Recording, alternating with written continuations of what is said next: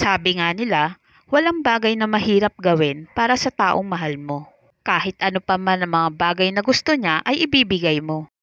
Isang sugal na kailanman hindi ka matatalo when you give your best para sa kanya. Ika nga ng iba, it always feels like heaven.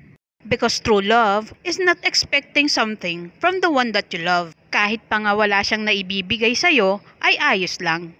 Dahil hindi naman natin minamahal ang isang tao sa kung ano man ang nakukuha natin sa kanya. Minamahal natin ang isang tao sa kung ano siya at tanggap natin ang pagkatao niya.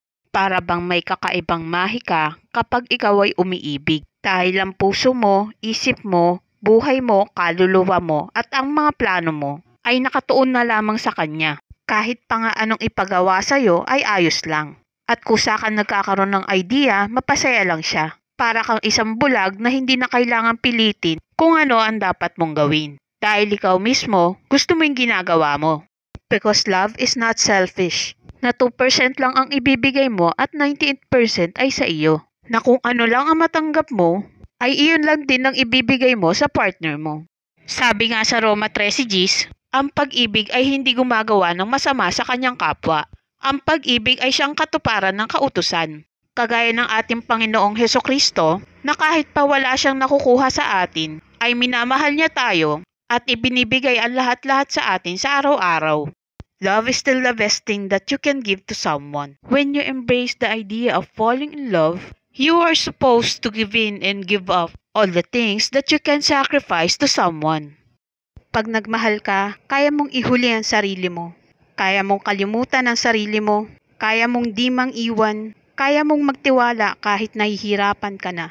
To the point na nasasaktan ka na. Makakaya mong tanggapin lahat kahit ikadurog mo pa. Because if you want everything, it will always require something. Kung may gusto ka, lagi talagang may kapalit.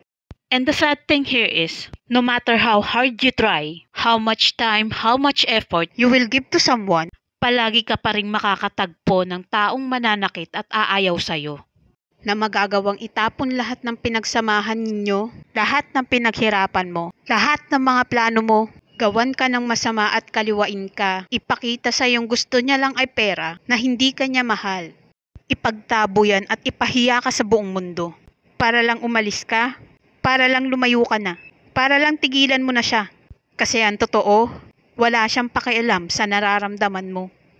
Dahil bunga ng paghahanap natin sa taong tatanggap at magmamahal sa atin, na hindi tayo sinamahan ng Diyos, tayo'y nakakasumpong ng taong walang gagawing mabuti sa atin. Sabi sa Kawikaan 19:14, bahay at lupa ay minamana sa magulang, ngunit ang mabait na asawa ay galing sa Panginoon. Ibig sabihin, hindi natin ito basta makikita kung ito'y hindi galing sa Kanya.